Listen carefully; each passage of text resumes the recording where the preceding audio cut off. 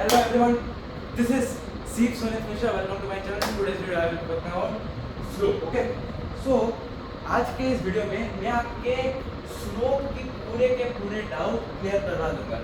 ये जो फॉर्मूला आपने सुना है, आप 9th में सुने हो कोऑर्डिनेट ज्योमेट्री में, ठीक है, हमारे एनसीईआरटी एडवांस बुक में, या फिर तुम सुन रहे हो 11th में। तो ये फॉर्मूला बहुत पॉपुलर है, ठीक है।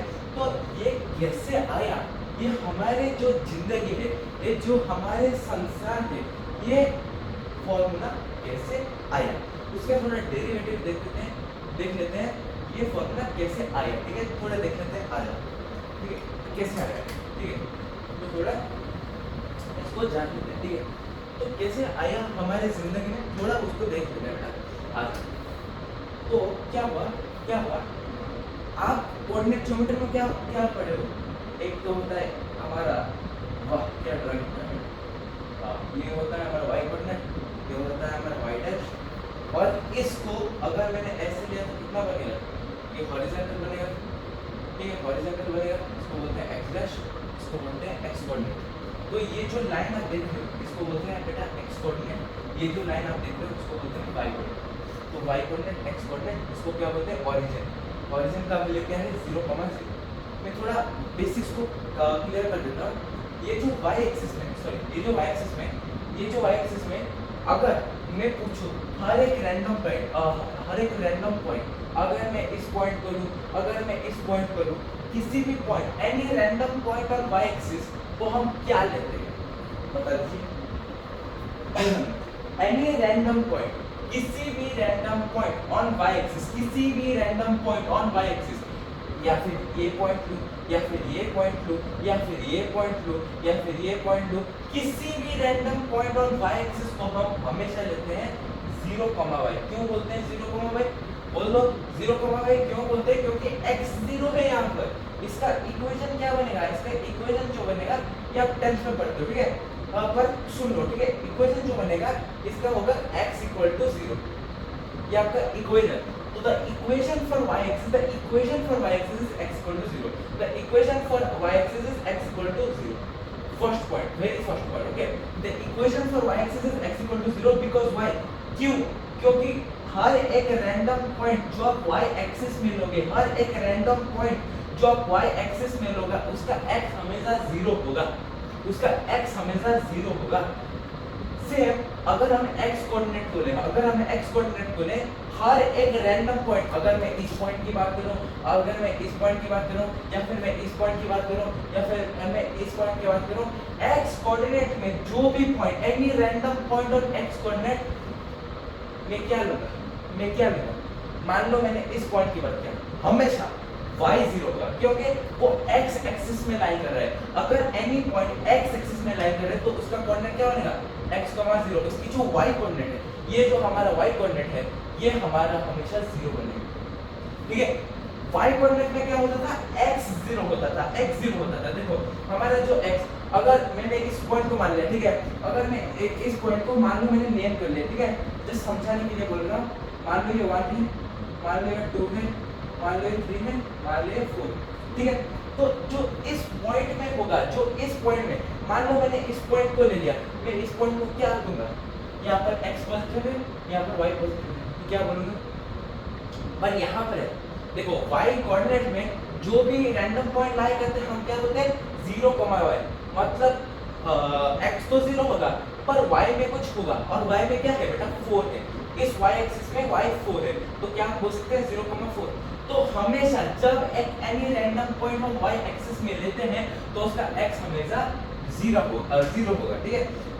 सेम अगर any point on x axis, अगर any point, any random point आप ले लो x एक्सिस पर, उसका x कुछ तो वैल्यू होगा बेटा, x का वैल्यू होगा, पर जो y का वैल्यू है वो हमेशा 0 होगा। क्या हम बोल सकते हैं, equation of x axis is equal to y equal to 0, क्या आप बोल सकते हैं? थोड़ा ये देख लो, अगर इसको थोड़ा समझ लोगे, ये बहुत ही आसानी से समझ में आएगा। ये क्या होता है, मैंने क्या लिया, एक्स एक्सिस में अगर मैंने एक रैंडम पॉइंट को लिया, मानिए मैं इस रैंडम पॉइंट को लेता हूँ, तो एक्स में कुछ होगा बेटा। ये मान लो माइनस रहता है ना, इसका कोऑर्डिनेट y है, ये x डैश, ये इस सेंटर से ओरिजिन से राइट हम क्या लेते हैं पॉजिटिव x एक्सिस, सेंटर से लेफ्ट नेगेटिव x एक्सिस, जो हमारे नंबर लाइन में होता है। तो यहाँ पर पॉजिटिव x एक्सिस, यहाँ पर नेगेटिव x एक्सिस। रिकॉर्डिंग हो रहा है ना बेटा, बहुत बढ़िया। तो ये जो होगा ये कुछ x में कुछ होगा पर y हमेशा 0 होगा, क्योंकि x एक्सिस में जो भी पॉइंट लाई करेगा उसका y हमेशा 0 होगा। ये हमारे इक्वेशन। तो अगर मैं पूछूं सवाल पूछना, what is the equation of y axis?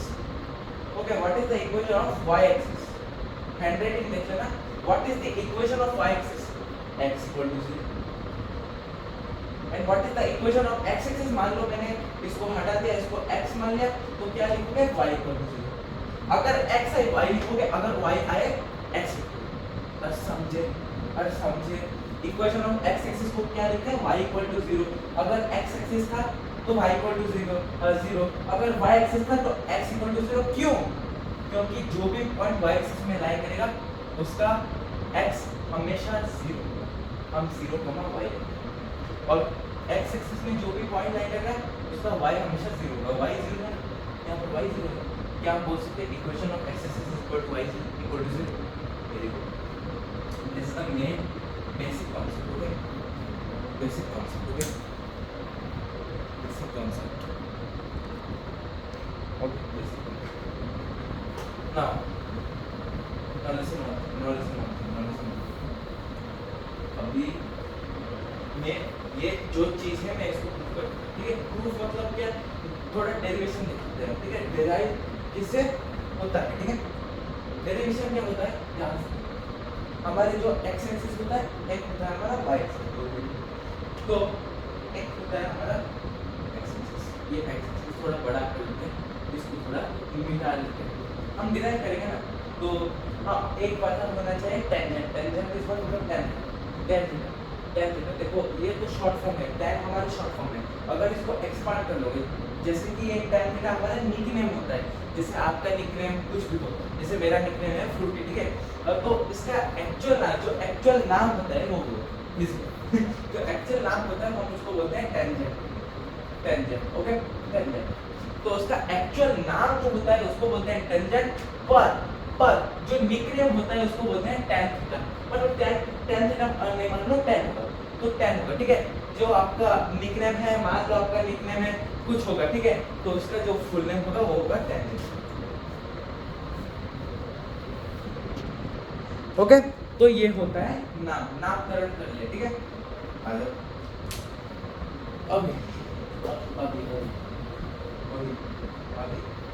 अभी मान लिया ये x कोऑर्डिनेट नहीं है, मतलब x एक्सिस में, ठीक है। एक मान लो हमारा x एक्सिस और एक नया चैनल स्टार्ट किया फ्रूटी क्लास में, ठीक है। अगर आप क्लास 10 के जो लेक्चर्स देखना चाहते हो, जैसे कि polynomial rapid revision, real number rapid revision और स्ट्रेटजीज आइडिया, तो वो चैनल में देख सकते हो। तो उसका नाम है बेटा फ्रूटी, ऐसे टाइप करोगे, ठीक है, FROOTY फिर स्पेस क्लास 10, आपको मिल जाएगा, ठीक है। मतलब अभी नहीं मिलेगा क्योंकि कुछ लेक्चर्स नहीं है, पर अगर चाहो तो लिंक डिस्क्रिप्शन में डाल दूंगा, ठीक है, अगर टाइम हो मेरे पास, ठीक है। तो ये जो है ये हमारा x कोऑर्डिनेट है, और ये जो बोलते हैं उसको बोलते हैं x डैश, ओके। ये x डैश, ओके, इसको बोलते हैं, मान लो इसका सेंटर ये रहा, तो इस x एक्सिस को मैंने ऐसे कर दिया, इस एक्सिस को मैंने ऐसे कर दिया, तो क्या बनेगा y एक्सिस बहुत बड़ी है, मान लो ये। और हम अभी क्या फोकस करने वाले हैं, स्लोप के ऊपर। आपको स्लोप पता है? आपको क्या स्लोप पता है? स्लोप मैंने वो फॉर्मूला था, अगर डिराइव करना चाहो तो मैं डिराइव कर रहा हूँ।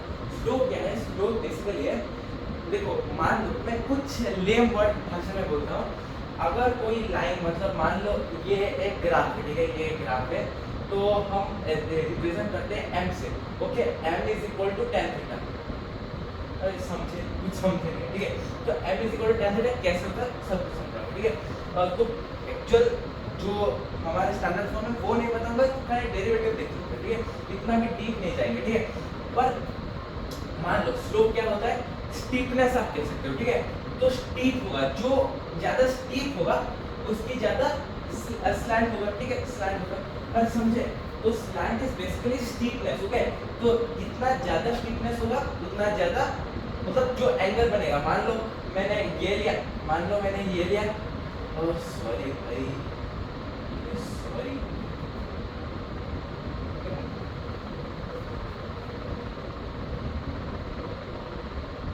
ओके। मान लो मैं this is a line, this is a random line, this is called steep on how much angle it makes with the x axis. So if you see that this is its theta, मतलब this is called steepness, okay. So how much steep it becomes, जो angle बनेगा x axis या फिर any line जो parallel होगा x axis के साथ, उसको बोलते हैं स्लोप, ठीक है। मतलब जैसे कि इसमें ही समझे, ठीक है। तो मान लो ये एक लाइन होगा, ये एक लाइन है जो मैंने ले लिया एल, ये जो एल लाइन है ये एक्स के साथ पैरेलल है, ओके। ये एक्स के साथ पैरेलल है, दिख नहीं रहा पर पैरेलल है, ओके। तो एल एक्स के साथ पैरेलल है, तो जो एक्स होगा वो अगर एक स्लोप है, ठीक है।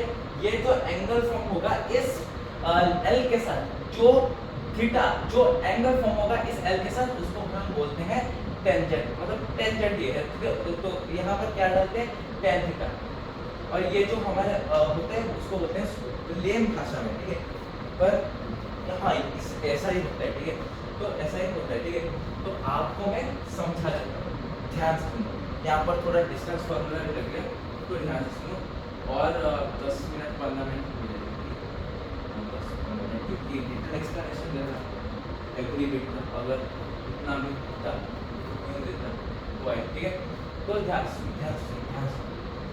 अगर मैंने बोला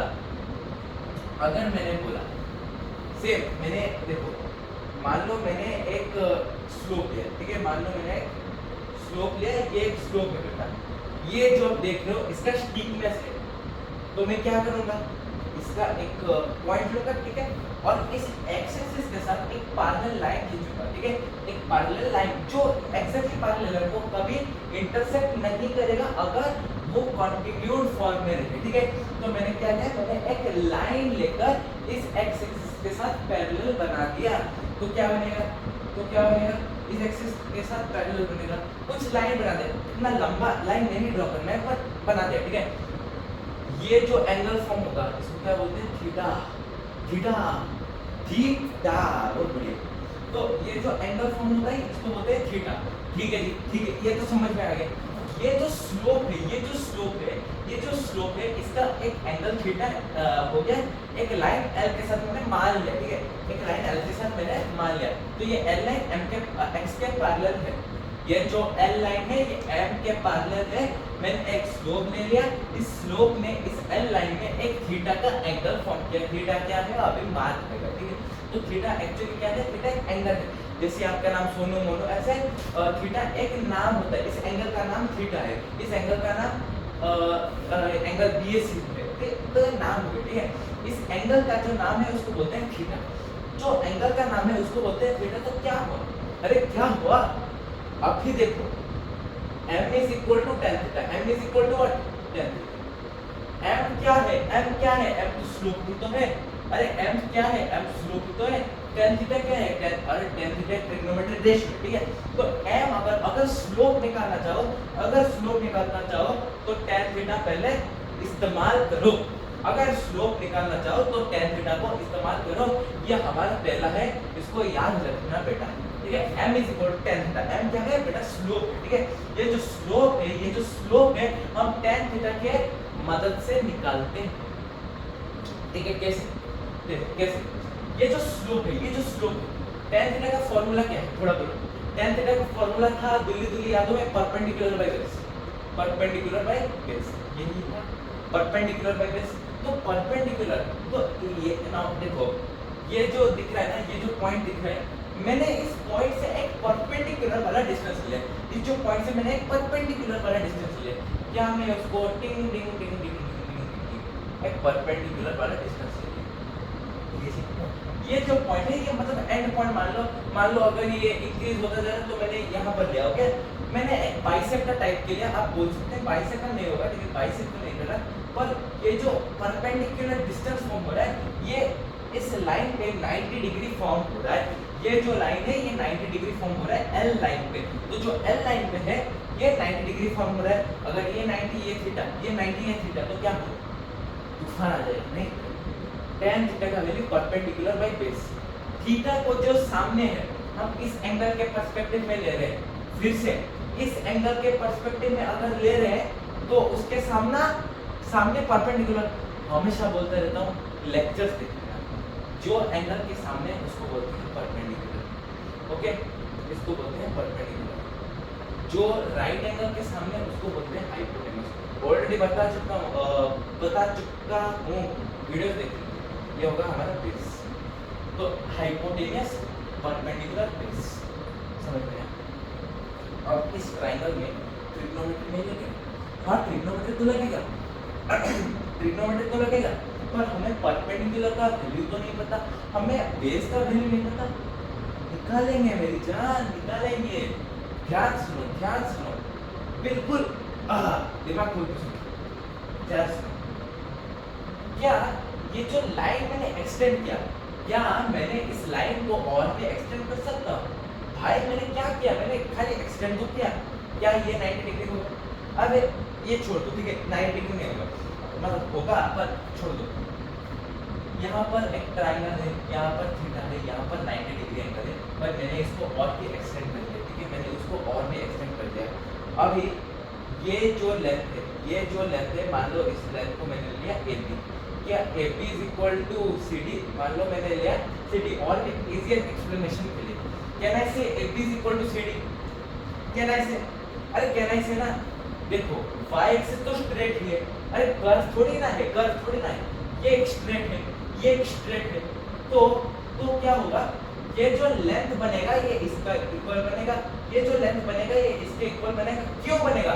क्योंकि यहाँ पर लाइन एक्सटेंड किया, ये जो में है, ये जो में है, ये जो में है, ये जो में है, तो ये जो लेंथ है इसके बराबर है, ये जो लेंथ है इसके बराबर है।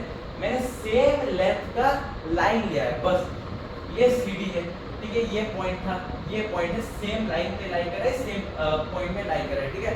ये जो लाइन मैंने ड्रॉ किया वो सेम पॉइंट में है। क्या इसका डिस्टेंस इसके बराबर होगा? ये जो रेक्टेंगल फॉर्म हो रहा है ना, ये क्या रेक्टेंगल फॉर्म पूरा है। इसका मतलब मैं खाली एक्सप्लेन करने के लिए बोल रहा हूँ। ये जो है क्या ये रेक्टेंगल जैसा दिख रहा है, ठीक है, पर ये जो लेंथ होगा, ये जो AB का लेंथ होगा, ये CD के बराबर होगा। अगर AB का लेंथ CD के बराबर होगा, क्या मैं बोल सकता हूँ, अगर AB का लेंथ मुझे पता चल जाए, अगर AB का लेंथ मुझे पता चल जाए, क्या मैं CD फाइंड कर सकता हूँ? क्योंकि AB का लेंथ CD के बराबर होगा, AB का लेंथ CD के बराबर होगा। क्या अगर इसका लेंथ अगर मैं इसका लेंथ निकाल दूं, क्या CD का लेंथ निकलेगा? हाँ बिल्कुल निकलेगा, क्योंकि इसका इक्वल लेंथ है, अगर इक्वल लेंथ है मतलब सेम तो लेंथ है। जो इसका लेंथ है ये इसके बराबर होगा। तो अगर मैं इसको फाइंड कर लूं, ये तो आराम से निकल जाएगा। कैसे फाइंड करें? अभी जो मैंने बताया वो फॉर्मूला यूज करो। इक्वेशन ऑफ x एक्सिस थोड़ा कमेंट में जल्दी में बता। What is the equation for x axis? What is the equation for x axis? Equation for x axis, equation for x axis is y बराबर 0। Equation for x axis is y बराबर 0। Equation for x axis is y बराबर 0। Any random point on x axis y will always be 0। Any random point on x axis, ये एक, ठीक है, ये एक random point on x axis है। मैंने इसको क्या मान लिया? मैंने उसको मान लिया x1, 0। इसको मैंने क्या मान लिया? x2, 0। बस नाम है बेटा, ये जो x है मान लो ये दोनों x है बेटा, ये दोनों x है, तो मैंने क्या मान लिया? x1 मान लिया, इसको x2 मान लिया। मान लो दो सोनू है आपके साथ खेल रहे, तो कभी हम नाम लेते ना, सोनू 1, सोनू 2, तो ऐसे होगा x1, x2, ठीक है, मान लीजिए, ठीक है।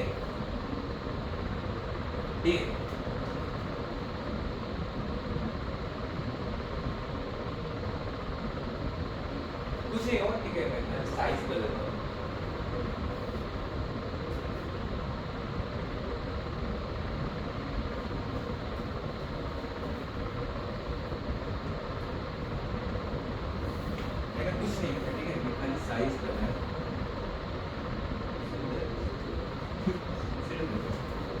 खाली मैं साइज कर रहा हूँ, ठीक है।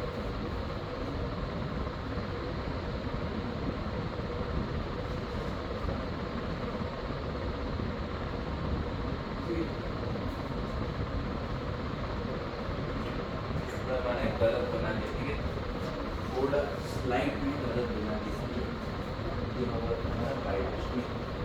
गलत कुछ नहीं है, ये खाली है क्योंकि वो होगा हमारा ऑरिजिन, ठीक है। तो मैंने ऐसे मान लिया, ठीक है, ऐसे मान लिया, तो ये जो है ये कुछ बनेगा, ठीक है, ये होगा हमारे x1, 0 x2, 0 कुछ नहीं क्या, कुछ नहीं क्या, सब भूल जाओ, सब भूलोगे तो कितना 0 आएगा एग्जाम में, ठीक है। तो मैंने कुछ नहीं किया, ये लेंथ था, देखो ये लेंथ था, मैंने इसको माना है, ठीक है। ये जो ये y कोऑर्डिनेट है, ये y कोऑर्डिनेट के साथ नहीं है, ये एक स्लोप, रैंडम सा स्लोप है, मैंने एक लाइन ड्रॉ कर लिया, ये एक थीटा एंगल बना दिया, इस थीटा एंगल कितना है वो आप फाइंड कर लो, ठीक है। तो m = tan थीटा, p/b होता है परपेंडिकुलर बाय बेस, थीटा के सामने परपेंडिकुलर, बस रिवाइज कर रहा हूं। तो ये कितना होगा, ये हमारा बेस बनेगा, ठीक है, ये हमारा हाइपोटेनस बनेगा। तो ये जो है क्योंकि वो ओरिजिन बन जाएगा ना, तो थोड़ा स्लाइड मिस्टेक हो गया, माफ कर दीजिएगा। ओके, ये ओरिजिन के साथ नहीं बनेगा, ये रैंडम पॉइंट होगा, यहाँ पर एक रैंडम पॉइंट होगा। तो आप बोलोगे बेटा 0.5, 0, 1, 0 कुछ भी बोल सकते हो, ठीक है, पर हम मान लेते हैं x1, 0 क्योंकि हमारे इसको एग्जैक्ट वैल्यू पता नहीं है।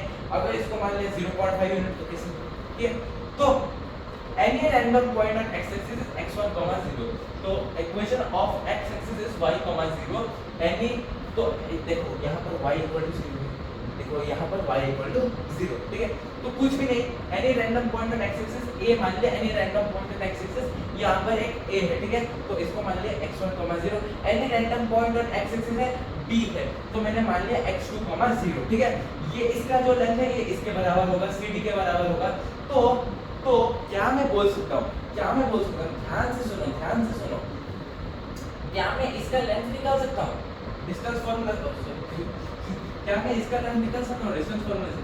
ध्यान से सुनो बेटा, ये जो AP का लेंथ है, अभी कोऑर्डिनेट्स तो पता है, कोऑर्डिनेट्स तो पता है, क्या मैं इसका डिस्टेंस फाइंड कर सकता हूँ? अगर इसका डिस्टेंस फाइंड कर ले तो इसके बराबर हो जाएगा। तो इसका डिस्टेंस कितना होगा, x2 - x1, x2 - x1 का whole square plus y2 - y1 का होल स्क्वायर। इसको कर दो बेटा, ये AB का होगा, ओके, ये AB का होगा। AB का वैल्यू क्या होगा, x2 - x1, ये तो सेम ही रहेगा, और y2 - y1 क्या है, y2, ये है y2, ठीक है, और ये है y1, y2 - y1 तो 0 - 0 होगा, तो 0 - 0 का होल स्क्वायर जो कुछ भी नहीं है, ठीक है, उसकी तरह। तो ये क्या होगा, x2 - x1 का होल स्क्वायर, ठीक है, ये कितना बनेगा, √x2 - x1 का होल स्क्वायर। इसको इग्नोर कर सकते हैं, ठीक है, क्योंकि 0 - 0 का होल स्क्वायर 0 ही रहता है, ठीक है, तो इसको इग्नोर कर सकते हैं। ये स्क्वायर इसके साथ कैंसिल हुआ, क्या हम बोल सकते हैं फाइनल वैल्यू होगा x2 - x1, क्या यही डिस्टेंस बनेगा डिस्टेंस फार्मूला से, x2 - x1 का whole square plus y2 - y1 का होल स्क्वायर। अगर आप करोगे तो कितना होगा, ये तो 0 इसके बराबर 0 ही बनेगा, तो +0, एनीथिंग +0 क्या, 5 + 0 अगर मैं बोलूं तो ये होगा 5। तो मैंने इसको इस पार्ट जो +0 है उसको इग्नोर कर दिया, ठीक है, तो यहाँ पर इग्नोर कर दिया, ठीक है, ये तो कैंसिल हो गया क्योंकि 0 यहाँ पर है, 0 - 0 का होल स्क्वायर = 0। तो क्या मैं इसको बोल सकता हूँ, क्या मैं AB का डिस्टेंस लिख सकता हूँ x2 - x1, क्या मैं x2 - x1 लिख सकता हूँ, क्या मैं x2 - x1 लिख सकता हूँ, AB का लेंथ x2 - x1 हो जाएगा। अरे समझे,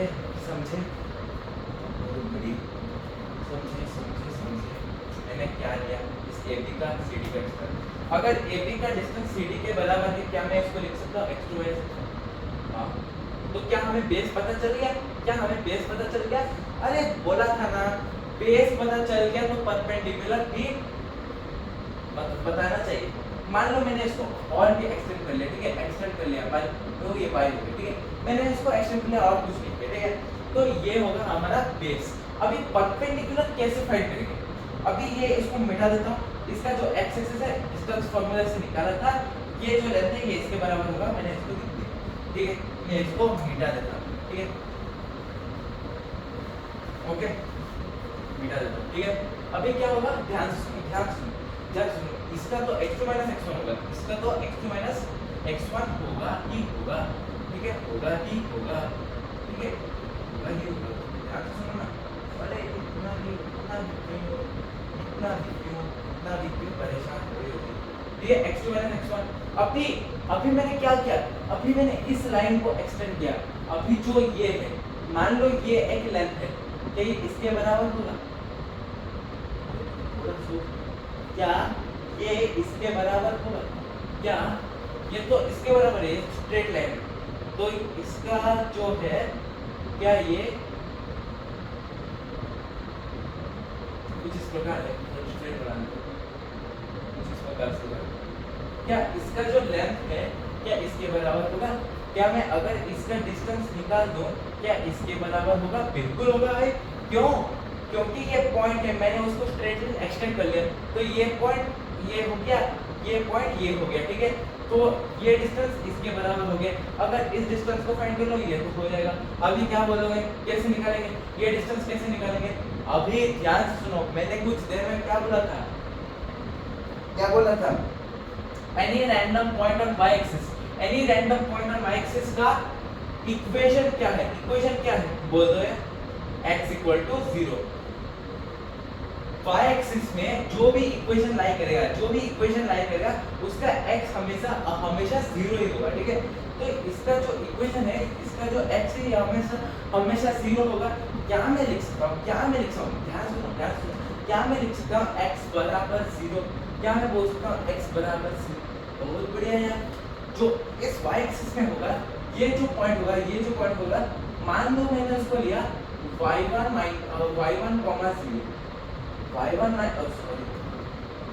0 y1। क्यों बेटा? अरे x कोऑर्डिनेट तो 0 है ना, अरे x कोऑर्डिनेट तो 0, क्यों कंफ्यूज हो रहे भाई? x कोऑर्डिनेट 0 है, x का वैल्यू 0 है, तो 0 हो गया। 0 y1 मतलब x कोऑर्डिनेट 0, y कोऑर्डिनेट में कुछ वैल्यू होगा, ठीक है। यहाँ पर भी देखोगे, यहाँ पर क्या होगा, यहाँ पर x तो 0 हमेशा होगा, ओके, x तो 0 होगा क्योंकि उसका इक्वेशन क्या है, x बराबर 0। अगर x बराबर 0 है, इसका इक्वेशन x 0 होगा, पर इसका जो वैल्यू होगा, इसका जो वैल्यू होगा y में कुछ निकलेगा। क्यों? मैंने ऑलरेडी बता चुका हूँ, ठीक है। तो जो y में कुछ तो होगा, y में कुछ तो होगा, तो इसका जो कोऑर्डिनेट होगा ये 0, y1 होगा, इसका जो कोऑर्डिनेट होगा 0, y होगा। समझे? Okay. Any random point on y axis x equal to 0, y1। Any random point on y axis x equal to 0, तो 0, y2। इसको y2 ले ले, इसको y1, जैसे कि सोनू 1 सोनू 2, याद आ गया? बहुत बढ़िया। तो 0, y1 0, y2, बहुत बढ़िया। तो ये जो लाइन है इसके दो कोऑर्डिनेट्स निकल गए, इसका कोऑर्डिनेट निकल गया, इसका कोऑर्डिनेट निकल गया। अरे अगर हम इसका लेंथ ढूंढे, अगर हम इसका लेंथ ढूंढे ये इसके बराबर हो जाएगा। अगर हम इसका लेंथ ढूंढे या ये इसके बराबर हो जाएगा। बहुत बढ़िया यार, ये जो लेंथ है ये इसके बराबर है। क्या हम इसका लेंथ निकाल सकते हैं डिस्टेंस फार्मूला से? क्या हम इसका लेंथ निकाल सकते हैं डिस्टेंस फार्मूला से? देखो कंफ्यूजन नहीं होना है, ठीक है, ठीक है, कंफ्यूजन नहीं होना, ठीक है। मैंने इसको थोड़ा मिटा दिया, या फिर तुम कंफ्यूज हो सकते हो, कुछ नहीं, ठीक है, समझे? तो इसका लेंथ अगर फाइंड करेंगे तो इसके बराबर हो जाएगा, अगर इसका लेंथ फाइंड करेंगे तो इसका बराबर हो जाएगा। मैं लेंथ, अरे बंधु डिस्टेंस फार्मूला लगाओ। इसका डिस्टेंस फार्मूला कितना होगा? लगाओ ना, √ओवर x2 माइनस x1 का whole square, x2 minus x1 का whole square plus y2 minus y1 का whole square, y2 minus y1 का होल स्क्वायर। कितना होगा? इसको इग्नोर करते हैं क्योंकि 0 का होल स्क्वायर 0 ही रहेगा, 0 प्लस दिस वन 0 ही रहेगा, ठीक है। इसको इग्नोर करते हैं तो कितना होगा? y2 माइनस y1 का whole square, square root over cancel हो गया। क्यों? अभी ये पता है ना, root over is equal to 1/2 and square is equal to 2, ठीक, तो यहाँ पर कैंसिल हो जाएगा, ठीक है। तो जो वैल्यू निकलेगा वो होगा y2 minus y1, y2 minus y1, जो वैल्यू निकलेगा वो होगा y2 माइनस y1, ठीक है। ये बस डिस्टेंस फार्मूले से निकाला। अगर आप डिस्टेंस फार्मूला नहीं जानते तो मार खाओ, ठीक है। मतलब ये आपके डिस्टेंस फार्मूला एकदम most people have not distance formula in their school, और in your coaching classes. Okay, so ये जो लेंथ निकलेगा हमने डिस्टेंस फार्मूला से निकाला 0 - 0 का whole square plus y2 - y1 का होल स्क्वायर। और वैल्यू क्या है था y2 - y1। क्या इसका लेंथ बोल सकते हैं y2 - y1? हां, क्या इसका लेंथ बोल सकते हैं y2 - y1? अगर इसका डिस्टेंस y2 - y1 है 10 मिनट्स 5 मिनट्स 5 मिनट्स। अगर इसका लेंथ y2 - y1 है, क्या इसका लेंथ भी y2 - y1 ही होगा? अरे देख लो ये बस डिस्टेंस है, ये परपेंडिकुलर है, ये बेस है, ये हाइपोटेनस है। tan theta m = tan theta. ध्यान से कोई कंफ्यूजन। m = slope. स्लोप का वैल्यू फाइंड करना है, कैसे फाइंड करेंगे? tan थीटा के मदद से। m = perpendicular by base. क्यों? tan थीटा का वैल्यू क्या है? परपेंडिकुलर बाय बेस है। ठीक है, परपेंडिकुलर हमको मिल गया, बेस हमको मिल गया। फिर से थोड़ा रिवाइज करते हैं। बेस हमको कैसे मिला? ये जो AB का डिस्टेंस है ये CD के बराबर है। ये जो AB का डिस्टेंस है वो CD के बराबर था, तो हमने इसको इक्वल कर दिया। कैसे? क्योंकि x1, 0 और ये था x2, 0। हमने डिस्टेंस निकाल दिया डिस्टेंस फार्मूला से, इसका डिस्टेंस निकाल दिया। हमने क्या किया? इसका डिस्टेंस इसके बराबर कर दिया। अगर इसका डिस्टेंस फार्मूला निकाला, इसका डिस्टेंस ये डिस्टेंस फार्मूला, ये डिस्टेंस फार्मूला। तो मेन क्या चीज है? इसका डिस्टेंस निकालना है और इसका डिस्टेंस निकालना है। अगर इसका डिस्टेंस निकालना है तो ये डिस्टेंस मिल गया, अगर इसको डिस्टेंस निकालना है तो ये मिल गया। ये परपेंडिकुलर बेस, ठीक है। ये और हाइपोटेनस क्यों फाइंड करना है? क्योंकि हमको परपेंडिकुलर बेस ही चाहिए ना स्लोप फाइंड करने के लिए। क्योंकि tan थीटा में क्या होगा? Perpendicular by base. अगर sin थीटा की बात करें क्या होगा? sin theta = p/h। यहाँ पर हाइपोटेनस चाहिए, पर हमको क्या चाहिए? हमको बस tan थीटा में परपेंडिकुलर और बेस चाहिए। परपेंडिकुलर तो मिल गया, बेस को मिल गया।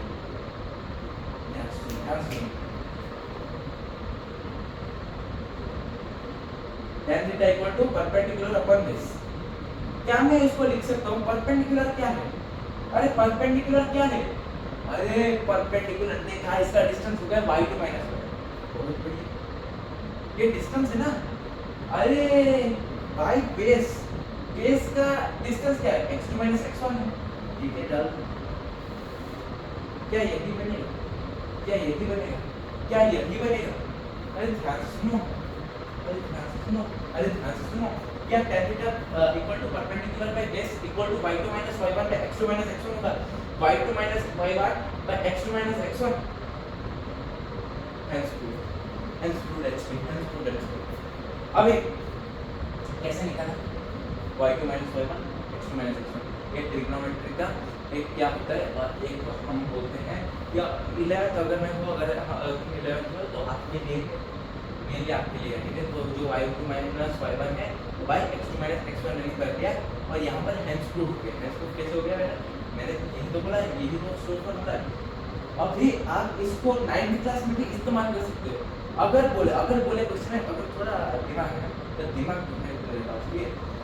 तो अगर MCQ में आए तो ये फॉर्मूला क्विकली करने के लिए लगा सकते हो, ठीक है। अगर ये है और तीनों पॉइंट को कोलिनियर करना है, मतलब कोलिनियर मतलब क्या? अगर 3 पॉइंट कोलिनियर दिया है और इसका कोऑर्डिनेट दिया है, इसका कोऑर्डिनेट दिया है, इसको फाइंड करना है तो ऐसे लगा सकते हो, ठीक है। इसका y2 - इसका y2 - y1 ढूंढ लोगे, इसका y2 - y1 ढूंढ लो, इक्वल कर दो, ठीक है। ये अभी फोकस नहीं करना, टीचर काट लेंगे बात, खाली बोल रहा हूँ, इसको मत फोकस करना, ठीक है। तो अभी ध्यान सुनो। एक और चीज मैं बताना चाहता हूँ। ये जो y2 - y1 है, क्या ये चेंज है? आपने फिजिक्स में पढ़ा है ना, डेल्टा क्या है? बोल सकते हो डेल्टा y में डेल्टा x। डेल्टा y में डेल्टा x क्यों? डेल्टा क्या है? Change in y by change in x। तो change in y by change in x, delta y by delta x। So y2 - y1 means change in y, okay. तो delta y हमने बोल दिया, तो change in y means y2 - y1। अगर मैं बोलता delta t, तो डेल्टा t क्या होता है? t2 - t1, that is change in time, okay.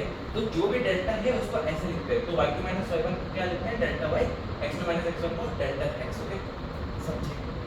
अरे रिकॉर्डिंग चल रहा है ना, कितने घंटे हो गए? नहीं दिख रहा है, ठीक है। के कुछ 54 मिनट 44 मिनट 44 मिनट। ओके, तो इसको हम ऐसे लिख सकते हैं। क्या मैं स्लोप का फाइनल फॉर्मूला लिख सकता हूँ? Delta y by delta x, that is y2 minus y1 by x2 minus x1 and so on.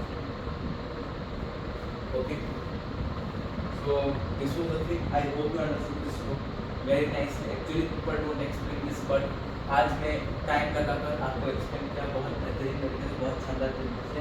इस टाइप के एक्सप्लेनेशन को मैं गारंटी कर सकता हूँ यूट्यूब में देख लेना, आपको वीडियो कभी नहीं मिलेगा गारंटी, क्योंकि मैंने उसको अच्छी तरीके से एक्सप्लेन किया है। ये ऐसे टाइप के एक्सप्लेनेशन कोई नहीं देगा। Thank you, bye bye, see you, till then subscribe to my new channel Fruity. Okay, Fruity class test link will be in description. I hope so. Okay, not it will not be there, but when soon it comes live, I will send the link in the description. So please subscribe this channel. This is especially for class test. Okay, so you will get polynomial rapid revision, real number rapid revision, and this is our new if you see new channel for class test. All the strategies, lectures, videos, roadmap I will give you. So bye bye, welcome, and soon to make it 100 subscribers. When we get 100 subscribers, we will definitely connect with all of you people. 100 subscribers, bye bye.